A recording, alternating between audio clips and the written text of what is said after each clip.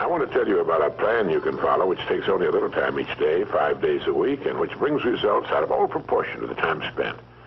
For a moment, consider the things your mind has brought you. Everything you have, your work, your relationship with your family and others, your philosophy of life, all come to you as a result of using your mind. Now consider the estimate made by experts.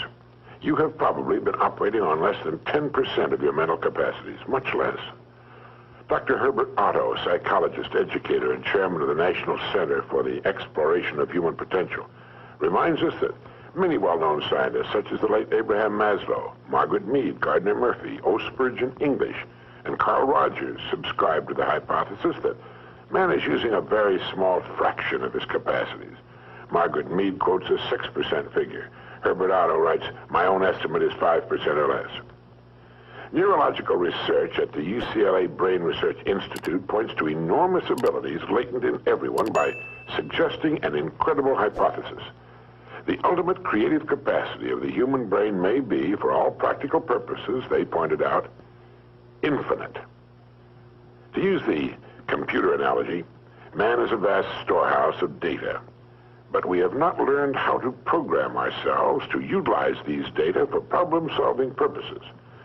Yefremov, the eminent Soviet scholar and writer, says, man under average conditions of work and life uses only a small part of his thinking equipment.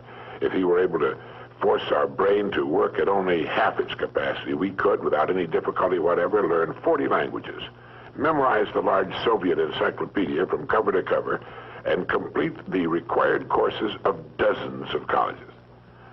Now, this statement is hardly an exaggeration.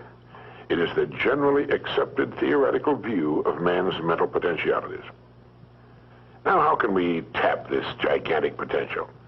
Well, it's a big and very complex problem with many ramifications. But as Herbert Otto points out, it is clear that persons who live close to their capacity, who continue to activate their potential, have a pronounced sense of well-being and considerable energy. They see themselves as leading purposeful and creative lives. If everything you have is the result of using just 10% of your mind, consider for a moment what it will mean to you and your family if you can increase this percentage. Now, none of us, as a rule, has the slightest notion of the real capabilities of his mind. But believe me when I say that your mind can be compared to an undiscovered gold mine. And it makes no difference whether you're 17 or 70. Look at it this way. Your goal is in the future. Your problem is to bridge the gap which exists between where you are now and the goal you intend to reach. This is the problem to solve. Robert Seashore, when chairman of the Department of Psychology at Northwestern University, pointed out that successful people are not people without problems. They're simply people who've learned to solve their problems. And there you have it. Living successfully, getting the things we want from life is a matter of solving the problems which stand between where we now are and the point we wish to reach. No one is without problems. They're a part of living. But let me show you how much time we waste in worrying about the wrong problems. Here's a reliable estimate of the things people worry about. Things that never happen, 40%. Things over and past that can't be changed by all the worry in the world, 30%. Needless worries about our health, 12%. Petty miscellaneous worries, 10%. Real, legitimate worries, 8%. In short, 92% of the average person's worries take up valuable time, cause painful stress, even mental anguish, and are absolutely unnecessary. And of the real, legitimate worries, there are two kinds. There are the problems we can solve, and there are the problems beyond our ability to personally solve. But most of our real problems usually fall into the first group, the ones we can solve if we learn how. Now I'm going to assume you've decided upon a goal. Your problem is, how do I achieve it? Your goal may be a promotion, a greater income, a beautiful home. It makes little difference what your goal happens to be. But you have your goal, and you know that you will become and you will achieve what you think about. That is, if you stay with it, you will reach your goal. But how? Well, it's right here that your mind comes into play. What is your mind? No one knows for sure. Perhaps the best way to describe it is to quote Pulitzer Prize-winning playwright Archibald MacLeish. In his play, The Secret of Freedom, a character says, "The only thing about a man that is a man is his mind. Everything else you can find in a pig or a horse." That's uncomfortably true. The human mind is the one thing that separates us from the rest of the creatures on Earth. Anything that comes to us in the future will almost certainly come to us as a result of the extent to which we use our minds. And yet it's the last place on Earth the average person will turn to for help. In order to reflect just a moment on the human mind, consider what it's accomplished.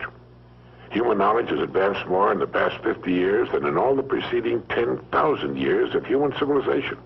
Of all the scientists who ever lived, it's estimated that 90% of them are alive today. We've reached in the area of ideas and human advancement a plateau so high it was undreamed of by even the most optimistic forecasters as recently as 10 years ago. But every new idea triggers additional ideas, so that now we're in an era of compounding advancement on every front and in every area that staggers the imagination. Dr. Harlow Shapley of Harvard has said that we're entering an entirely new age of man. He calls it the psychozoic age, the age of the mind. And you own one, free and clear. Now let's look at a few facts. Now, the average working person has at his disposal an enormous amount of free time. In fact, if you total the hours in a year and subtract the sleeping hours, if he sleeps 8 hours every night, you'll find he has almost 6,000 waking hours, of which he spends less than 2,000 on the job. Now, this leaves him 4,000 hours a year when he's neither working nor sleeping. These can be called discretionary hours, with which we can do pretty much as we please. At least, our minds are free. Now, so you can see the amazing results in your life, I want to recommend that you take just 1 hour a day, 5 days a week, and devote this hour to exercising your mind. Pick 1 hour a day on which you can fairly regularly count. And during this hour every day, take a completely blank sheet of paper. At the top of the page, write your present primary goal, clearly, simply. Then, since our future depends upon the way in which we handle our work, write down as many ideas as you can for improving that which you now do. Try to think of 20 possible ways in which the activity that fills your day can be improved. You won't always get 20, but even one idea is good. Now remember 2 important points with regard to this. 1, this is not particularly easy, and 2, most of your ideas won't be any good.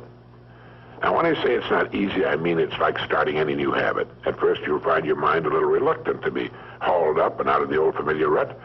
But as you think about your work and ways in which it might be improved, write down every idea that pops into your mind, no matter how absurd it might seem. Let me tell you what will happen. Some of your ideas will be good and worth testing. The most important thing this extra hour accomplishes, however, is that it deeply embeds your goal into your subconscious mind, starts the whole vital machinery working. And 20 ideas a day, if you can come up with that many, total 100 a week, even if you don't think on weekends. An hour a day, 5 days a week, totals 260 hours a year, and still leaves you 3,740 hours of free leisure time. Now, this means you'll be thinking about your goal and ways of improving your performance, increasing your service, 6.5 full extra working weeks a year. 6.5 40-hour weeks devoted to thinking and planning. Can you see how easy it is to rise above the so-called competition? And will still leave you with 15 hours a day to spend as you please. Starting each day thinking, you'll find that your mind will continue to work all day long. You'll find that at odd moments, when you least expect it, really great ideas will begin to pop into your mind. And when they do, write them down as soon as you can. Just one great idea can completely revolutionize your work and, as a result, your life. If you want to develop the muscles of your body, you take daily exercise of some sort. Well, the mind is developed in the same way, except that the returns are out of all conceivable proportion to the time and energy spent.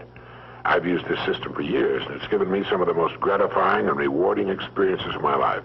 And it costs only 5 hours a week. 5 hours out of 168. Is it worth it?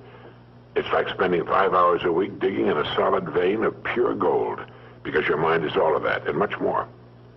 Each time you write your goal at the top of the sheet of paper, don't worry or become concerned about it. Think of it as only waiting to be reached, a problem only waiting to be solved. Face it with faith and bend all the great powers of your mind toward solving it. And believe me, solve it, you will. Now let's briefly recap. This week, start spending 1 hour each day getting as many ideas as you can. Try for 20 a day on ways to improve what you're now doing.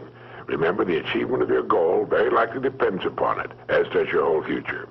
2, if If everything you now have is the result of using, say, 5 to 10% of your mental abilities, you can imagine what life will be like if you can increase this figure to 20% or more.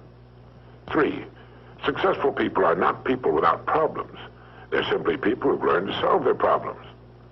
4, don't waste time and energy worrying about needless things. 40% of them will never happen, 30% have already happened and can't be changed, 12% are needless worries about our health, 10% are petty miscellaneous worries, and only 8% are real. Try to separate the real from the unnecessary and solve those which are within your ability to solve. Last of all, the only thing in the world that can take you to your goals in life is your mind, its effective use, and following through on the good ideas it supplies you. Each of us has a tendency to underestimate his or her own abilities. We should realize that we have deep within ourselves a reservoir of great ability, even genius, that can be tapped if we'll just dig deep enough. It's the miracle of your mind.